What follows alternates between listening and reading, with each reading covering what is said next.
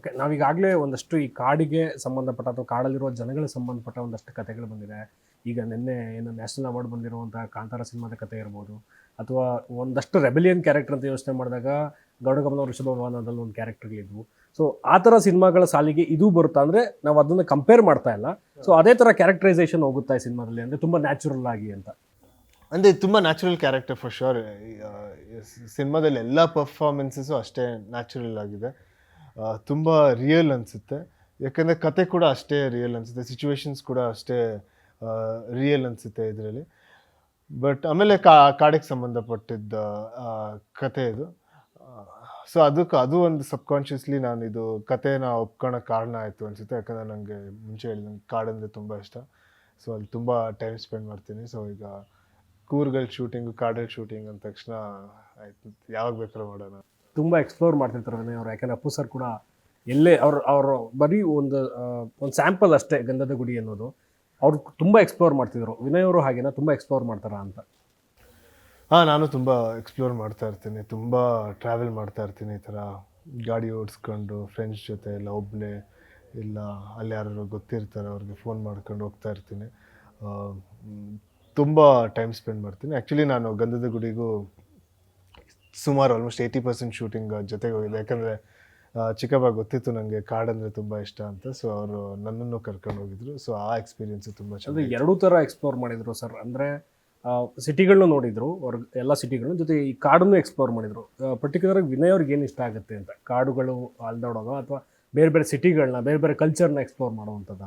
Culturally ನಂಗೆ ತುಂಬ ಬೇರೆ ಕಲ್ಚರ್ ಇರ್ಬೋದು, ಟ್ರಾವೆಲ್ ಮಾಡೋದು ಇರ್ಬೋದು, ಬೇರೆ ಅವರ ಊಟ ಇರ್ಬೋದು, ಎಲ್ಲ ಪದ್ಧತಿಗಳಿರ್ಬೋದು, ಅದನ್ನ ಎಕ್ಸ್ಪ್ಲೋರ್ ಮಾಡೋಕ್ಕೆ ತುಂಬ ಇಷ್ಟ. ಬಟ್ ನನಗೆ ಸಿಟೀಸ್ ಅಷ್ಟು ಇಷ್ಟ ಇಲ್ಲ. ನನಗೆ ಎಲ್ಲೇ ಟ್ರಾವೆಲ್ ಮಾಡಿದ್ರೂ ಈ ಥರ ಟೌನ್ಸ್ಗೆ ಹೋಗೋದು ಇಷ್ಟ, ಸಿಟೀಸ್ ಅಷ್ಟು ಎಂಜಾಯ್ ಮಾಡೋಣ. ಬಟ್ ನೇಚರ್ ತುಂಬ ಇಷ್ಟ, ಇಲ್ಲ ಫಾರೆಸ್ಟ್ ತುಂಬ ಇಷ್ಟ. ಎಲ್ಲಿ ಆ ಥರ ಜಾಸ್ತಿ ಸಿಟಿ ಬಿಲ್ಡಿಂಗ್ಸ್ ಎಲ್ಲಿ ಕಮ್ಮಿ ಇರುತ್ತೆ ಅದೆಲ್ಲ ಇಷ್ಟ. ಅಂದರೆ ಅಲೋನಾಗಿ ಓಡಾಡ್ಕೊಂಡಿರ್ಬೇಕು, ಯಾರು ಡಿಸ್ಟರ್ಬೆನ್ಸ್ ಇರ್ಬೋದು, ನೇಚರ್ ಏನು ಪ್ರಾಬ್ಲಮ್ ಇಲ್ಲ ನನಗೆ. ಜನ ಏನು ಪ್ರಾಬ್ಲಮ್ ಇಲ್ಲ, ಎಷ್ಟು ಜನದ ಜೊತೆ ಖುಷಿಯಾಗಿರ್ತೀನಿ. ಬಟ್ ನನಗೆ ಸಿಟಿದೊಂದು ಇನ್ಫ್ರಾಸ್ಟ್ರಕ್ಚರ್ ಇರುತ್ತಲ್ಲ ವಿತ್ ಟ್ರಾಫಿಕ್, ಅದು ಇಷ್ಟ ಇಲ್ಲ. ಅದೇ ಒಂದು ಊರಲ್ಲಿ ಎಷ್ಟೇ ಜನ ಇದ್ರೇನು ಒಂದಷ್ಟು ನಿಮಗೆ ಕಣ್ಣಿಗೆ ಎಷ್ಟು ದೂರ ಆದರೂ ಕಾಣಿಸುತ್ತೆ, ಗಿಡಗಳು ಕಾಣಿಸುತ್ತೆ, ಆಕಾಶ ಕಾಣಿಸುತ್ತೆ, ನಿಮಗೆಲ್ಲೂ ಅಡೆತಡೆಗಳು ಇರಲ್ಲ ಸಿಟಿಯಲ್ಲಿ ಇರೋ ಥರ. ಸೊ ಆ ಥರ ಜಾಗಗಳು. ಸೊ ಶೂಟ್ ಮಾಡಬೇಕಾದ್ರೆ ನೀವೆಲ್ಲರೂ ಕೂರ್ಗಲ್ಲಿ ಶೂಟ್ ಮಾಡಿದ್ವಿ, ಮತ್ತು ಕಾಡು ಪ್ರದೇಶಗಳಲ್ಲಿ ಶೂಟ್ ಮಾಡಿದ್ವಿ. ಅಲ್ಲಿನ ಜನಗಳ ಜೊತೆ ಇದ್ದಿದ್ದಾರೋ ಎಕ್ಸ್ಪೀರಿಯನ್ಸ್ ಹೇಗಿತ್ತು ಅಂತ? ಅಂದರೆ ಅಲ್ಲಿ ಈ ಕಾಡಲ್ಲಿ ತುಂಬ ವರ್ಷಗಳಿಂದ ವಾಸವಾಗಿರುವಂಥ ಜನಗಳ ಜೊತೆ ಇವನ್ ಎಕ್ಸ್ಪ್ಲೋರ್ ಕೂಡ ಮಾಡ್ತೀರಾ ಅಂದರೆ, ಸೊ ಅವ್ರ ಜೊತೆ ಒಂದು ಒಡನಾಟ ಇದ್ದೇ ಇರುತ್ತೆ. ಸೊ ಅವ್ರ ಜೊತೆ ಇದ್ದಂಥ ಮೆಮೊರೀಸ್ನ ಶೇರ್ ಮಾಡೋದಾದರೆ? ಕರೆಕ್ಟ್. ನಾವು ಕೂರ್ಗಲ್ಲಿ ಪಾರ್ಣೆ ಅನ್ನೋ ಒಂದು ಜಾಗದ ಪಕ್ಕ ಒಂದು ಕಡೆ ಶೂಟ್ ಮಾಡಿದ್ವಿ.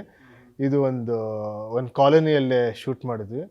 ಸೊ ಅವ್ರ ಕಥೆನೂ ಒಂಥರ ಪೆಪ್ಪೆ ಕತೆ ಥರನೇ ಇತ್ತು. ಒಂದಷ್ಟು ತುಂಬ ರಿಲೇಟೆಡ್ ಇನ್ಸಿಡೆಂಟ್ಸ್ ಅವ್ರ ಲೈಫ್ಗಳೆಲ್ಲ ಆಗಿತ್ತು. ಅವರು ಒಂದು ಈ ಕಾಲೋನಿ ಕಟ್ಟೋಕ್ಕೆ ಅವ್ರು ಎಷ್ಟು ಕಷ್ಟಪಟ್ಟಿದ್ರು ಅಂತ ಅವ್ರ ಸ್ಟೋರೀಸ್ ನಮಗೆ ಹೇಳ್ಕೊಟ್ರು. ಸೊ ಅಲ್ಲೊಂದು 100-200 ಜನ ವಾಸವಾಗಿದ್ದರು. ಸೊ ಅಲ್ಲಿ ಶೂಟಿಂಗ್ ಮಾಡಿದ್ವಿ ಒಂದು 8-10 ದಿನ. ಸೊ ನಮಗೆ ಇಡೀ ಕಾಲೋನಿನೇ ಎಲ್ಲಿ ಬೇಕಾದ್ರೂ ಶೂಟ್ ಮಾಡೋಕ್ಕೆ, ಯಾವ ಮನೆ ಒಳಗಡೆ ಬೇಕಾದ್ರೂ ಹೋಗೋದಾಗಿತ್ತು. ಆ ಥರ ಪರ್ಮಿಷನ್ ಕೊಟ್ಟಿದ್ರು. ಅಷ್ಟು ಚೆನ್ನಾಗಿ ನಮ್ಮನ್ನ ನೋಡ್ಕೊಂಡ್ರು. ಆಮೇಲೆ ನಮ್ಮ ಈಗ ಬ್ಯಾಕ್ಗ್ರೌಂಡ್ ಆರ್ಟಿಸ್ಟ್ಗಳಿರ್ತಾರಲ್ಲ, ಸೊ ಅದೆಲ್ಲ ಅವರೇ ಬಂದು ಜೊತೆಗೆ ಆ್ಯಕ್ಟ್ ಮಾಡಿದ್ರು, ಪ್ಲೇ ಮಾಡಿದ್ರು. ತುಂಬ ಚೆನ್ನಾಗಿತ್ತು ಎಕ್ಸ್ಪೀರಿಯೆನ್ಸು. ಆಮೇಲೆ ಅಲ್ಲಿ ಊಟ ಮಾಡೋಕ್ಕೆ ತುಂಬ ಚೆನ್ನಾಗಿತ್ತು. ನಾನು ಆ್ಯಕ್ಚುಲಿ ಅಲ್ಲಿ ಹೋಗ್ಬಿಟ್ಟು ತಿರ್ಗಾ ಶೂಟಿಂಗ್ ಮುಗಿಸ್ಕೊಂಡು ತಿರ್ಗಾ ಇನ್ನೊಂದ್ಸಲಿ ಹೋಗಿದ್ದೆ, ಯಾಕಂದರೆ ಅಷ್ಟು ಚೆನ್ನಾಗಿತ್ತು ಆ ಜಾಗ. ಗ್ಯಾರಂಟಿ ನ್ಯೂಸ್, ಸುದ್ದಿ ಖಚಿತ, ನ್ಯಾಯ ನಿಶ್ಚಿತ.